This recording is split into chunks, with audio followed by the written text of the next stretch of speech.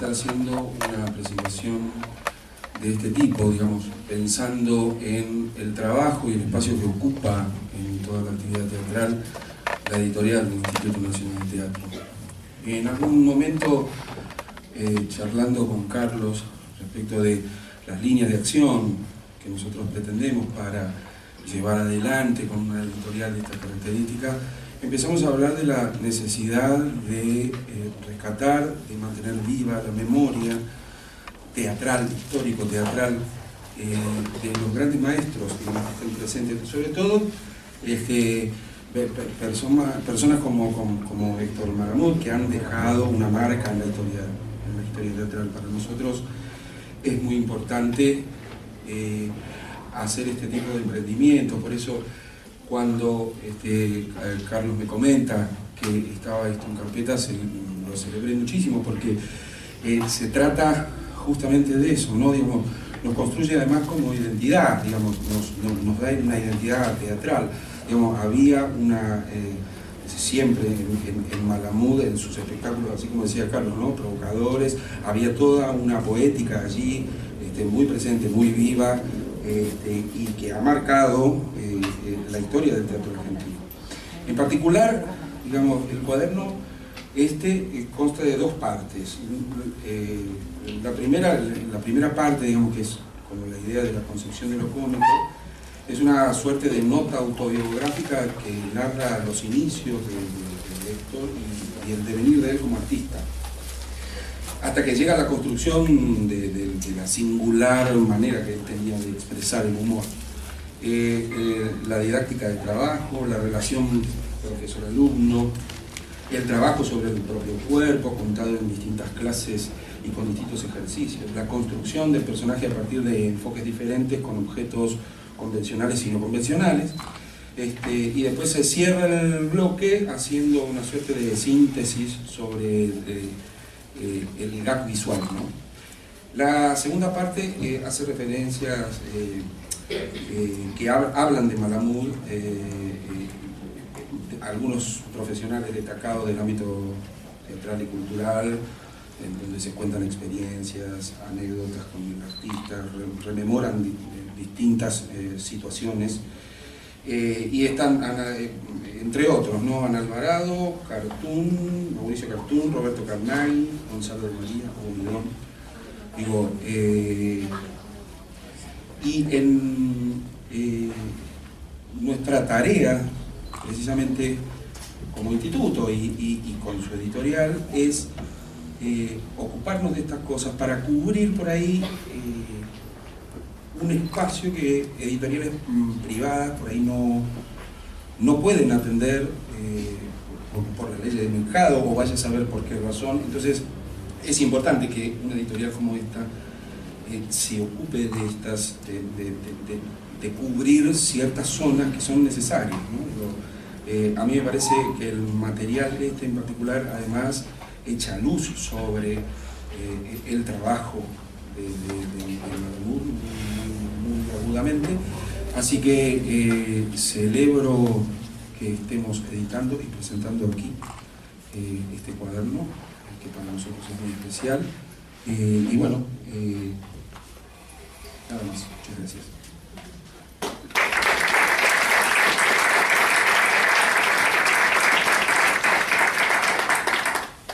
Como el proyecto de Cecilia y Silvia, yo les paso a ellas el micrófono y sigan desarrollando. Muy bien. Bueno, noches a todos. Es una alegría muy grande para mí poder concretar este proyecto. Primero, antes que nada, quiero agradecer a Teresa Calero y a Carlos Pacheco por la recepción que tuvieron de este material, y a Silvia, que me acompañó en este viaje. Y lo que quiero nombrar es a todos los artistas que trabajaron en este libro. Ellos son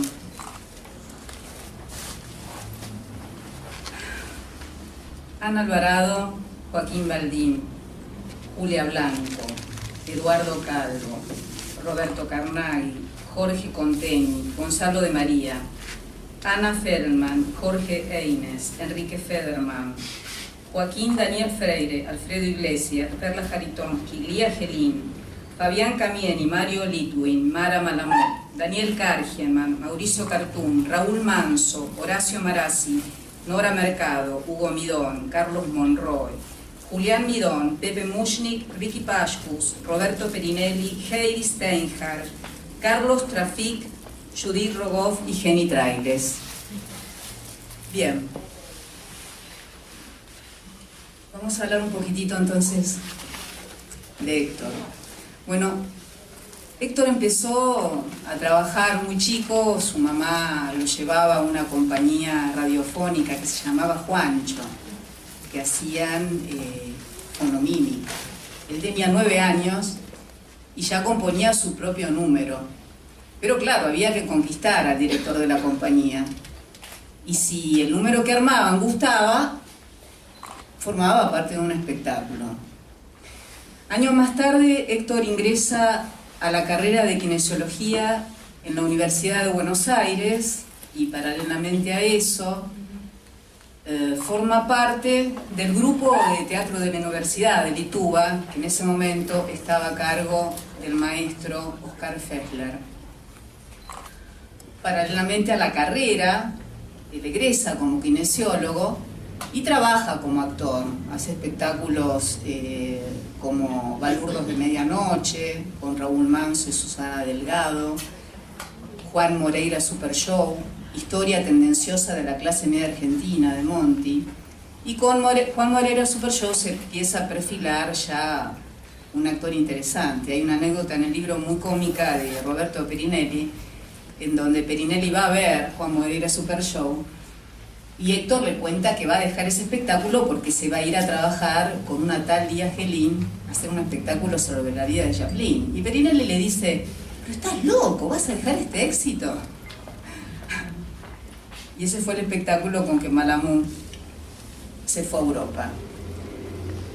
Yo quisiera hacer una relación entre este hecho y lo que viene después, porque es así. El Gran Soñador fue un espectáculo que dirigió Lía Gelín, que era sobre la vida de Chaplin, y estaba estructurado como un lenguaje de cine mudo, de manera tal que este trabajo del cuerpo y sin palabras les abre a ellos, digo ellos porque en el espectáculo trabajaba Leonor Galindo también, y la música la hacía un músico estupendo que se llama Mario Litwin, todos en este momento en Francia. Les abre literalmente las puertas al mundo. El espectáculo viaja durante 5 años, durante diferentes ciudades de Europa. Aquí aparece como la matriz, digo yo, del trabajo de Malamud, el cuerpo y todas sus posibilidades. Él desarrolla a partir de esto, estando en Francia, empieza a investigar, después de haber estudiado con diferentes maestros, con Lecoq, de haber trabajado con Jérôme Savary, empieza a investigar sobre las diferentes posibilidades del cuerpo y sus transformaciones, ya sea el propio cuerpo, ya sea el cuerpo en objetos, ya sea el cuerpo como una metáfora, como algo surrealista, y realiza espectáculos con esto. En Francia tiene un grupo que se llama La Cosmo Comics, que realizan diferentes espectáculos. Y aquí viene, bueno, mi conocimiento. Yo lo conozco a Héctor en el año 80, cuando él viene en uno de esos viajes.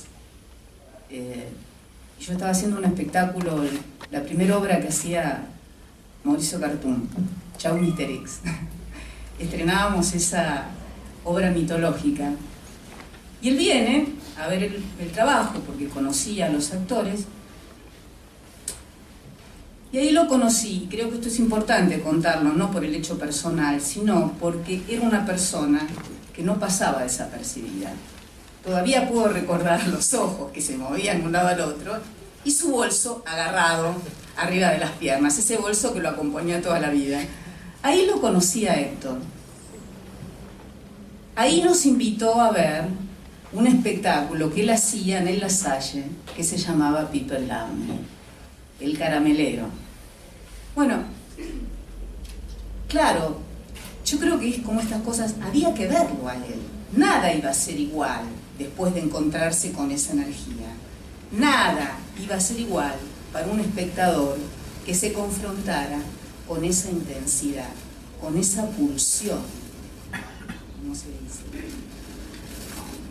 Pasaron muchos años, 10 años, para que una vez yo me lo encontrara por la calle y le dijera, como se usaba en ese momento, no ahora que hay internet, bueno, no sé, si alguna vez haces algo, llamame, a mí me gustaría trabajar. Entonces me dice, mira, hay una chica que está embarazada, ¿por qué no te venís? Y ahí empezó mi carrera profesional. Un espectáculo que se llamaba Teatro del Más Allá, La Movida, donde surgían otros grupos como el Técnico de Objetos, que hacían variaciones Beckett, y tantos otros grupos que en este momento tienen trayectoria. Yo seguí trabajando con él y en el año 1998, cuando empiezan los primeros subsidios del Instituto de Teatro, formamos un grupo que se llama Teatro del Gesto. Y con él hicimos un primer espectáculo con Fabián Camieni, que hoy está acá. El trabajo llamaba Baby Clown con Horacio Marazzi, la historia del embarazo de una pareja de clowns. Una saga que continuó aquel Lindo Clown, que fue premio acá del Festival Metropolitano de Niños. Hicimos otra gestión que se llamaba Polenta con Pajaritos, de una obra de Ibáñez. Y yo hice con él Cuento Pinocho, junto con Federman, que nos acompañó también haciendo la parte corporal en Vagabundo, y que sigo así. Bueno, acá es más o menos mi historia, que continúa también con mi hija Mara, que en el año 2008 hizo con su papá una obra hermosa llamada Petit Cabaret. Esta es mi historia con Héctor, mi historia en este libro, y a mí me pone muy feliz que hayamos podido completar este trabajo, que es una primera meta, porque a mí me gustaría poder bajar las obras, que son dramaturgia de la acción, y que por eso tienen esta particularidad, que son dramaturgias del cuerpo, que hay que bajarlas. También hacer una película con la inmensa trayectoria, enorme trayectoria que Héctor tuvo en Europa. Para pasarle la posta a Silvia, quiero leer brevemente un testimonio de Carlos Traffic, para leer algo de lo que hicieron los artistas que escribieron.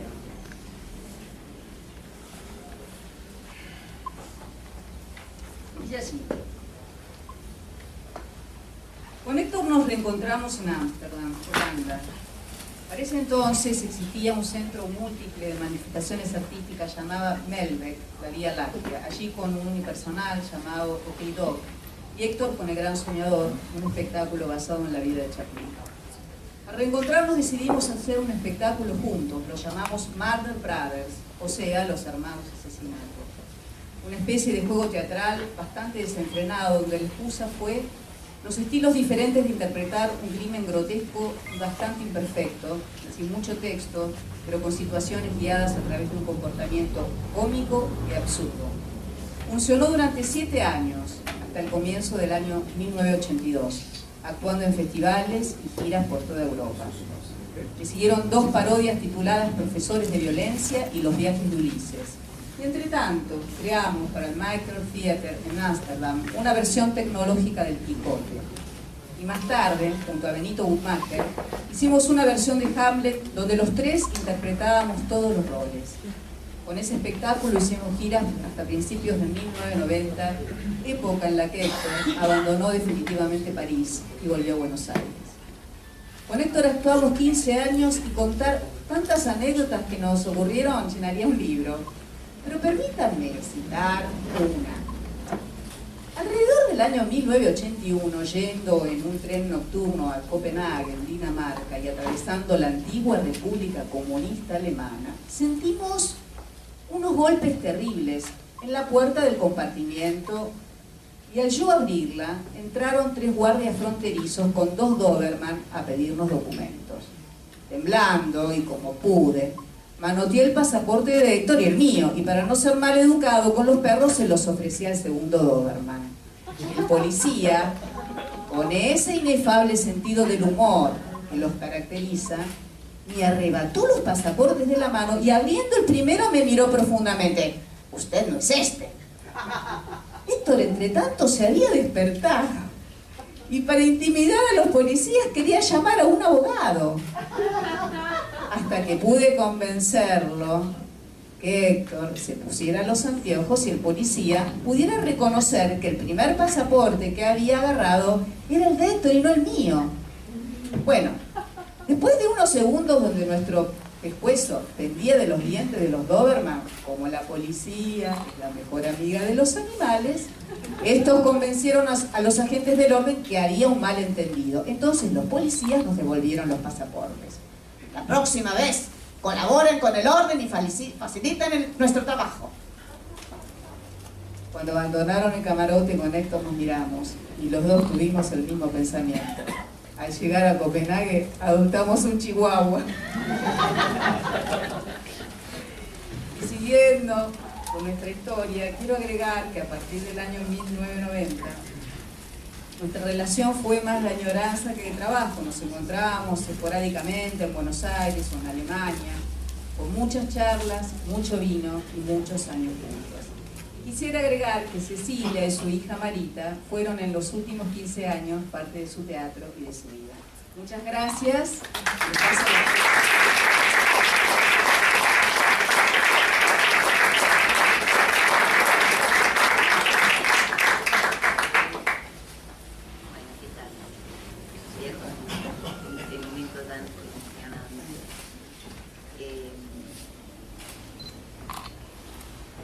Está dedicado, y dice, a Héctor y a Mara con amor. En esa dedicatoria me parece que ya podemos tomar algo de Héctor en tanto persona que nos transmitió y que fue un poco maestro de mucho. Y a Mara en tanto que la transmisión está justamente dedicada para que ese futuro la rompa, la recombine, la tome, la transforme. Héctor era una persona muy generosa y siguiendo esta asociación que hice, como pocas personas de su generación que conocí, estaba absolutamente conectado siempre con sus propios orígenes. Creo que todos los que entramos en contacto con Héctor sabíamos la admiración y el agradecimiento que tenía él por Fessler, con sus pares, que tan maravillosamente bien nos han ayudado a pintarlo, ¿no? al terminar este trabajo, en este viaje, y con las generaciones que no estaban, digamos, que no eran sus pares, ¿no? Los que venían trabajando. Era muy inquieto y creo que esto habla de la personalidad de Héctor. Por otro lado, tengo un gran agradecimiento al instituto que recibió el proyecto, por más que Ceci lo dijo, tengo la necesidad de decirlo, y a Ceci que me invitó a acompañarla. Nos pasa muchas veces que por ahí vemos una película o una obra de teatro y decimos, ¡ay! Me hubiera encantado que me llamen a mí para hacer este personaje, porque hay algo de eso que pasó ahí que tiene que ver con nuestra sensibilidad. Bueno, la verdad es que si a mí me hubiera llegado este cuadernillo ya realizado y hubiera visto que alguien escribió ese primer seminario de teatro cómico, yo hubiera dicho, uy, qué pena, me hubiera gustado poder hacerlo. Fue para mí de verdad un viaje conmovedor poder transmitirlo, porque en ese momento yo tengo guardado esos papelitos de agenda celeste, donde al salir de cada clase de ese seminario tomaba nota de lo que pasaba, porque de verdad no me podía dormir. Era tan fuerte eso que pasaba adentro de la clase, que decía, bueno, tengo que escribirlo, tengo que poder sistematizar, porque esto que estoy aprendiendo es importante. Yo he tenido, la verdad, la buena fortuna de tener muy buenos maestros, Y bueno, y con Héctor me pasó algo así, ¿no? Que tenía esa necesidad de quedarme pensando en eso, y tengo una anécdota muy graciosa, que en un momento yo hacía una muestra con exalumnos y lo invitaba a Héctor, ¿no? Y entonces Héctor me dice, bueno, mira Silvia, no voy a ir, no me hinches, no voy a ir a ver la muestra porque te dirijo a los espectáculos que haces, no voy a ir. ¿Por qué querés que vaya?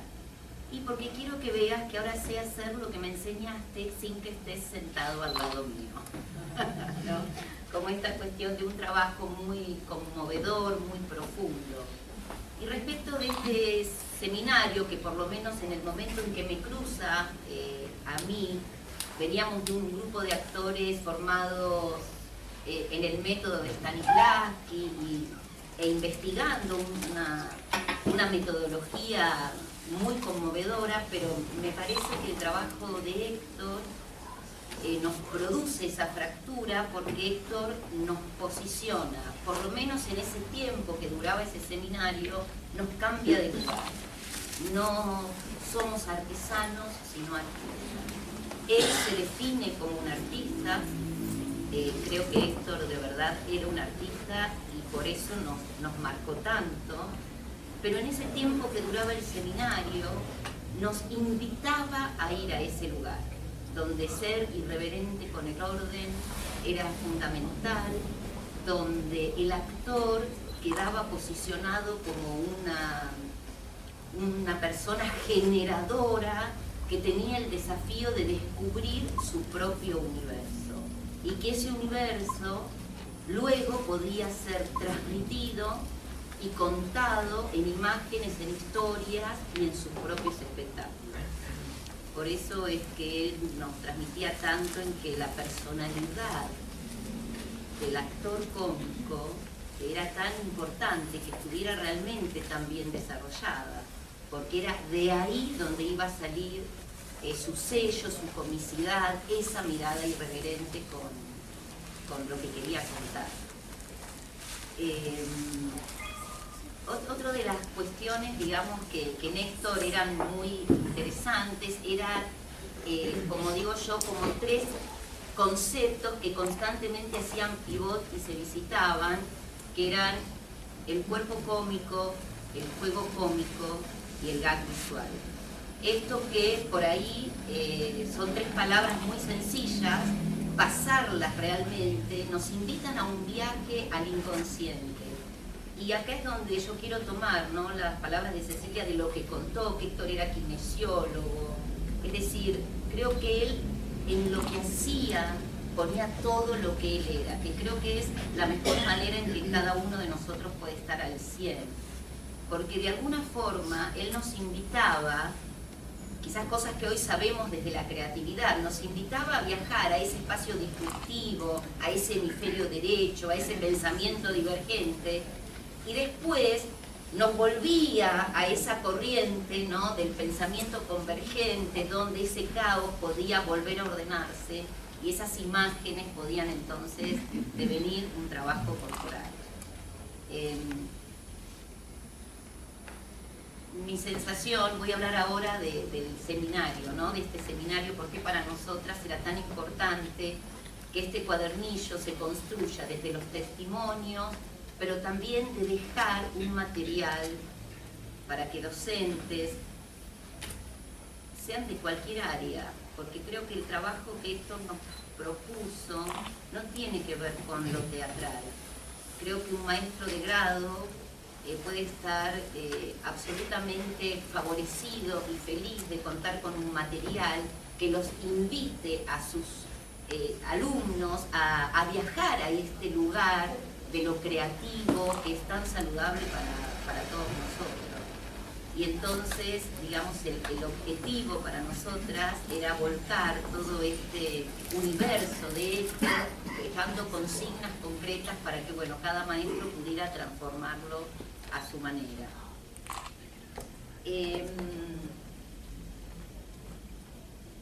No me quiero olvidar nada de lo que quería decir.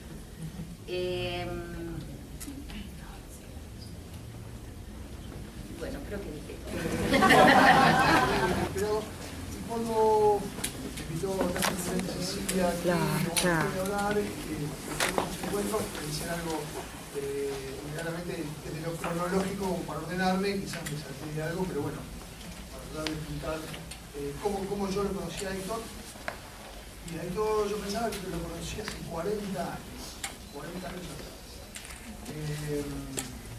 Lo conocí allá por 1973, en este caso de forma tácita, quiero decir, porque yo tengo un amigo que se llama Pablo Snake, y una vez Pablo me llevó a mí y me dijo, acompáñame a ver a mi papá, que trabaja en teatro. Y la verdad es que me entusiasmó esa idea. Yo era muy chico y nunca había hecho nada en todo el teatro, y me llevó a lo que era el famoso Teatro del Centro, que era un lugarcito en un subsuelo, que tenía la particularidad de tener una columna en el medio, o sea, unas características bien particulares, donde vi mi primer espectáculo, no digo obra de teatro, sino el primer espectáculo que yo vi en mi vida y que me marcó muchísimo, que se llamó Pamolera Super Show. Digo que me marcó mucho porque me acuerdo de muchas cosas. Me acuerdo del teatro, me acuerdo de esa modalidad, pero también me acuerdo que trabajaba en Pinti, que hacía el personaje del barbero, trabajaba Cecilia Rosetto, que hacía un personaje que era la tía Vaselina. En esa época estaba en televisión la tía Valentina, que era una chismosa. Entonces había una parodia, y había un tipo que entraba con un caballito, un palo de escoba con un gallito, haciendo de una moto de un caballo, ¿no? Y ahí tuve el primer contacto y me acuerdo también de las luces como en la película Cabaret, ¿no? Todas las puntitas. Y ahí fue el primer contacto a través de David Snake, que era actor y coproductor de ese espectáculo. Luego yo también estuve presente, creo que fui uno de los 8 que estuvo presente en el Teatro La Salle cuando esto hizo People Love Me. Porque éramos realmente muy poco, fue un fin de semana, yo estudiaba en el sótano del Teatro La Salle y alguien me iba a decir, bueno, va a venir un actor, bla, bla, bla, y yo ya trabajaba de pasazo en aquel entonces y tenía referencias a través de quienes habían conocido a Héctor, de esas locuras que él tenía, esa forma de actuar sin hablar o sin utilizar las palabras, que era algo que yo me intrigaba muchísimo, cómo se podía actuar sin hablar sin llegar a ser un mimo clásico, un mimo tradicional, que es lo que allá por los 80 circulaba. Y también un espectáculo que me marcó muchísimo porque vi de qué manera se podía contar una historia. Quiero referirme un poquito a cómo era la historia de People Love Me.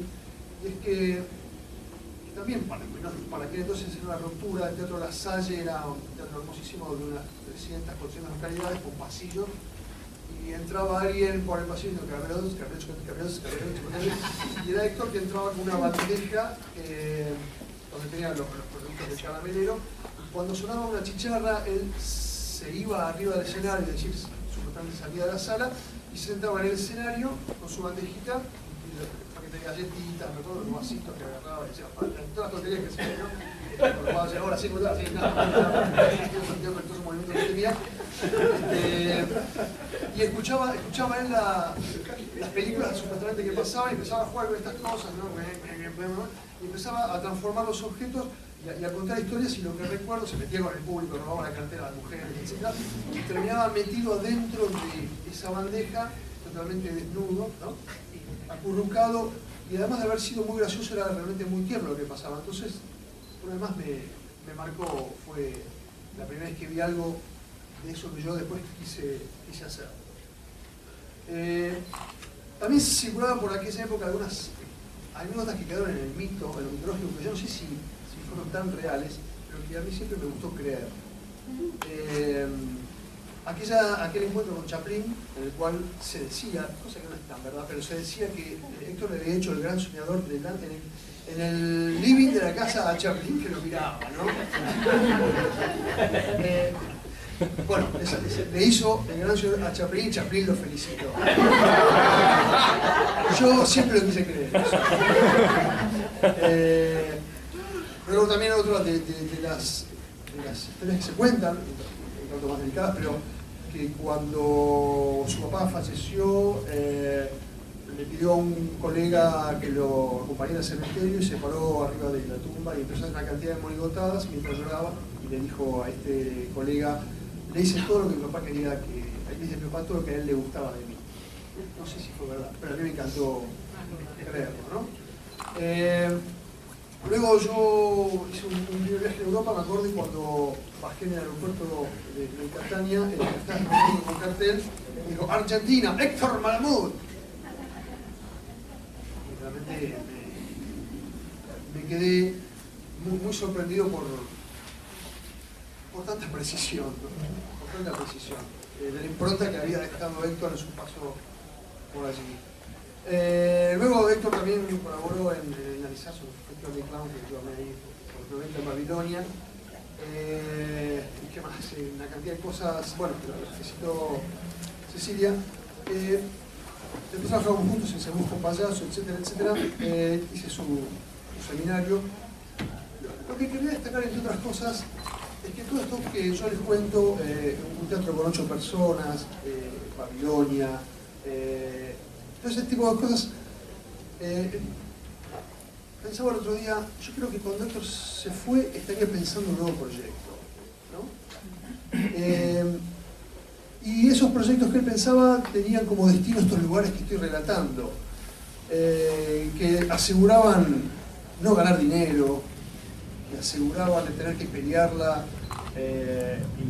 y estar empujando y tratando de conseguir que lo vengan a ver, etc. Pensaba que Héctor está al lado de los buenos.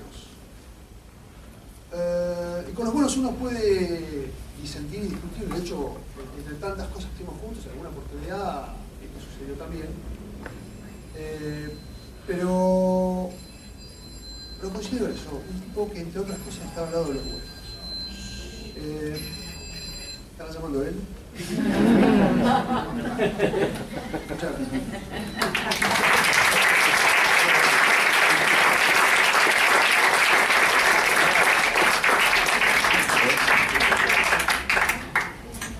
Bueno,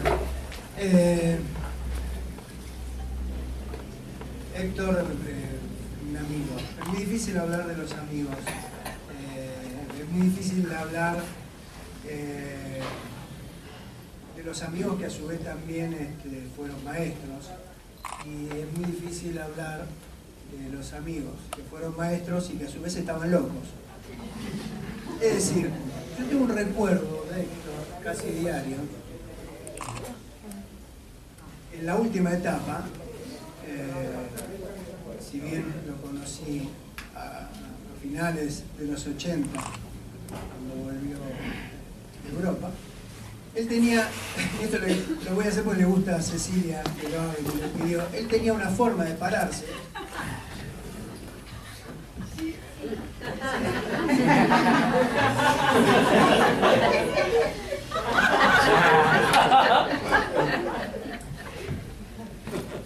Estamos ensayando Los Tres Ratones Ciegos acá en la Cooperación y él se paraba, me veía venir con el bolsito. Yo me venía de Mar del Plata para ensayar este espectáculo y me decía, ¿qué haces, Goldín? Vos estás loco. Venirte de Mar del Plata para hacer esto. Me lo decía él, que estaba loco. Fue el tipo que me enseñó, digamos, a ser un artista más adulto. Un tipo que se paraba delante de cualquiera, conocido o no conocido, y te hacía... O se clavaba puñales y sacaba tripas imaginarias y vos, que estabas con el doctor Álvarez, mi maestro. Entonces, Héctor era eso, era un irreverente. Héctor, a lo mejor tomé más conciencia de lo que era él cuando estuve viviendo en España y trabajando y hablando con Leo Bassi, entendí lo que fue aquel fenómeno de las 3M, que era Monzón, Maradona y Malamud. Y cuando estás en otro país, y te sacás la boina, como me la saco yo, porque digamos, yo dejé de ser el gallego allá.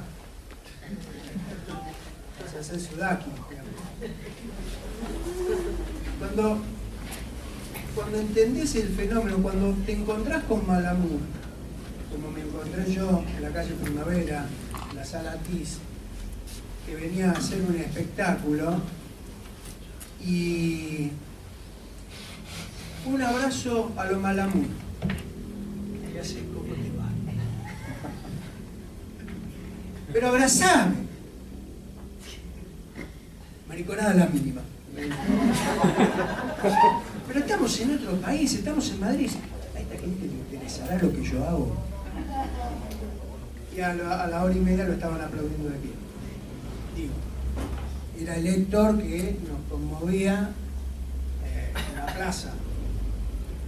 Era Héctor que yo recuerdo, inclusive está aquí el amigo Alberto Saba, que no me va a dejar mentir, aquel día que en el Festival Latinoamericano del Mimo, en el año 92, luego de un espectáculo del Mimo, venía él con un espectáculo y tardó unos 10, 15 segundos en parar de tropezarse, parándose en el proscenio y diciendo: esto pasa cuando me toca trabajar detrás de los espectáculos de los mimos que dejan objetos imaginarios.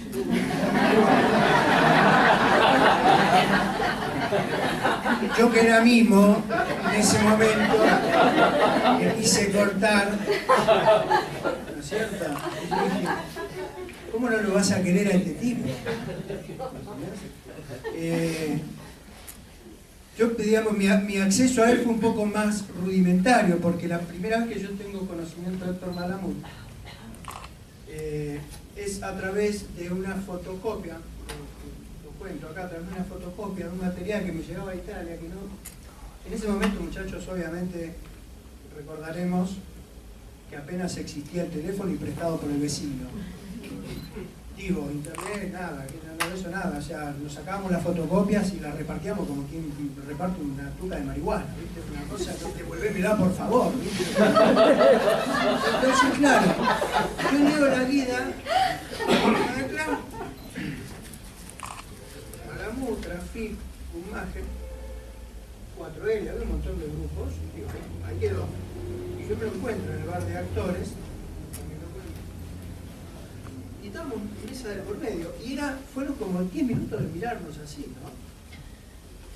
Y me miraba como diciendo: ¿quién me mira este pelotudo? Y él hacía... Y yo decía, pues yo lo conozco. Entonces, cuando me di cuenta que era Malamud, me presenté y le dije que lo admiraba. Y él me dijo: mirá vos.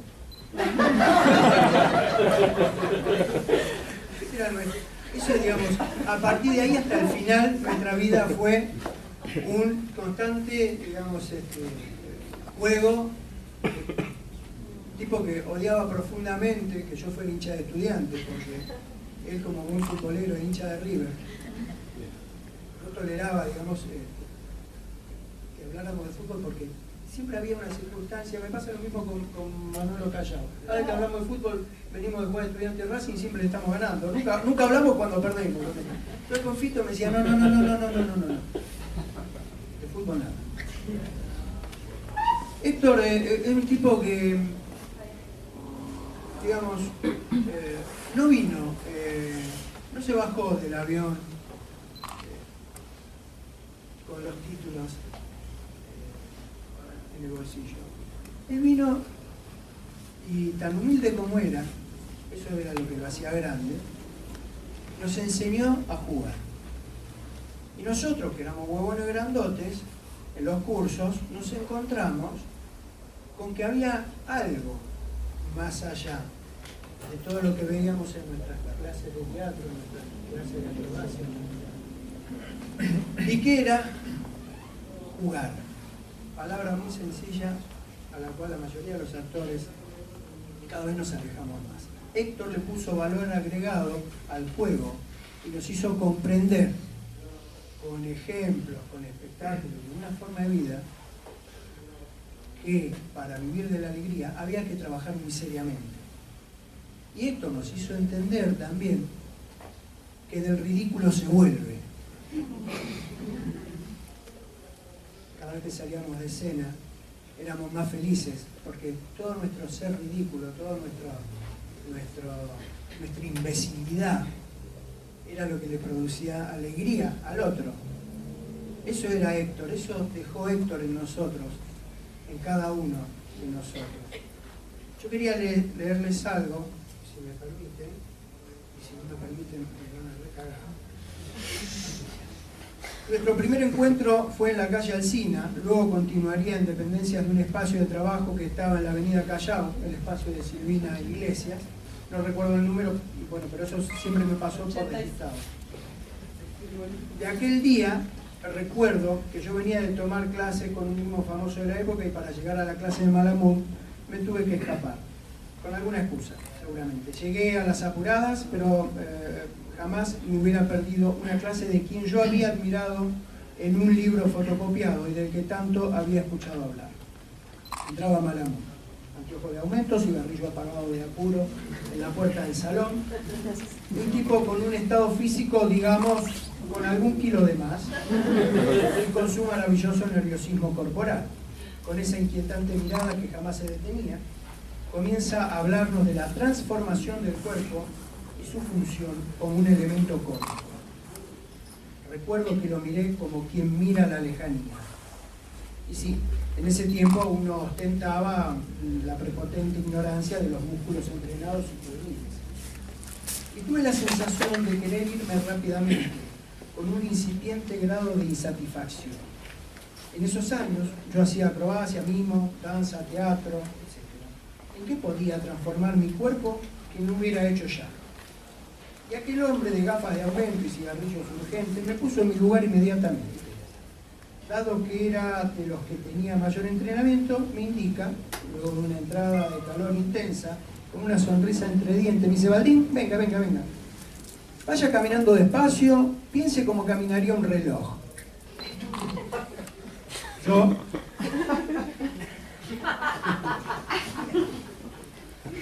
brazos en jarra, observando desconfiado, evitando una humillación que se veía venir. No por lo que él decía, sino por lo que yo no podría hacer. Camine y hágalo con la certeza de estar en punto y lentamente vaya dando mal la hora.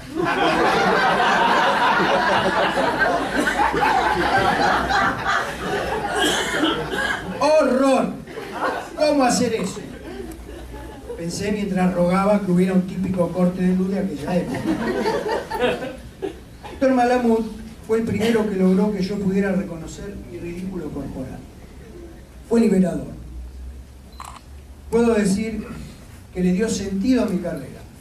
Héctor me hizo comprender que el cuerpo cómico se construye desde el yo más liberado, sabiendo que la desestructuración muscular siempre está ligada al enorme desapego del yo formal. Dicho así, es simple.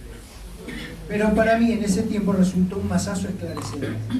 Y gracias a Dios que tuve un maestro como él, que desde la sinceridad más absoluta me orientó a valorizar el trabajo corporal para llegar a ser un mimo, que saliéndose de las pautas básicas podía llegar a construir un cuerpo cómico.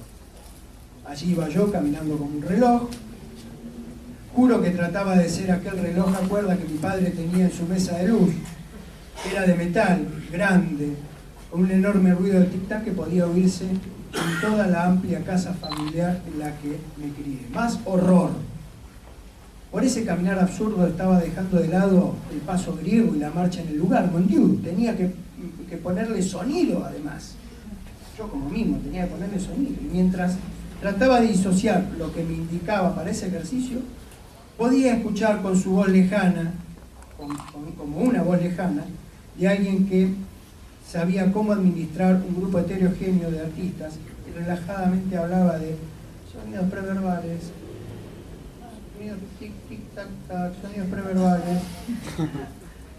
Pasaban los minutos, mis brazos trataban de marcar las 12:15, y yendo hacia las 12:20, y tic, tac, tic, tac, tic, tac. Como un mimo clásico podía usar sonido y a su vez caminar como un reloj con las piernas abiertas en segunda.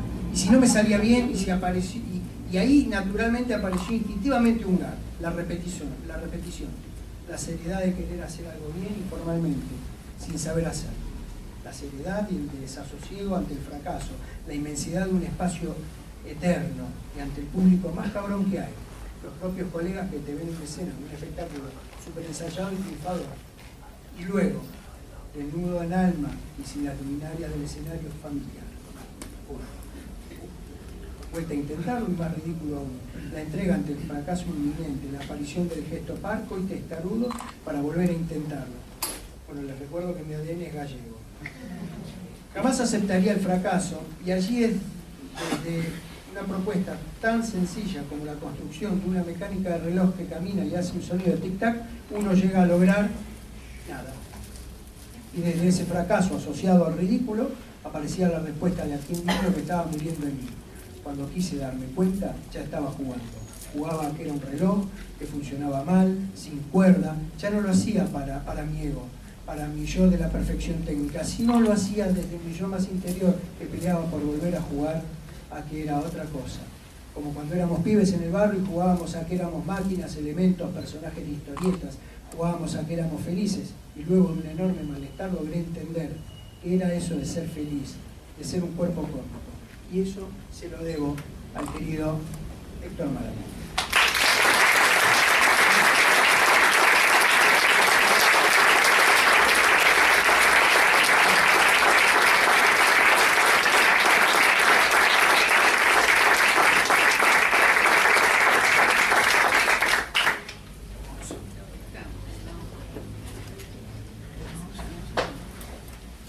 Les agradecemos muchísimo que nos hayan acompañado. Creo que resulta muy interesante para mí, en mi caso como editor, haber leído el material primero y ahora completar la imagen con las anécdotas de todos ustedes, y ¿no? Es como que la imagen de Héctor se ha hecho como más fuerte en mi imaginario, digamos, allá de que lo conocí, lo entrevisté y todo eso. Una cosita más. Sí. Nunca se acordaba los nombres. A mí, yo lo conocí durante 40 años y siempre decía Federico. Una característica más de él. El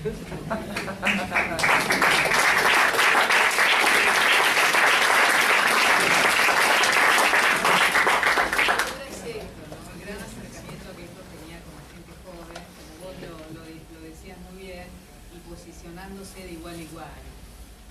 Este hecho tiene que ver.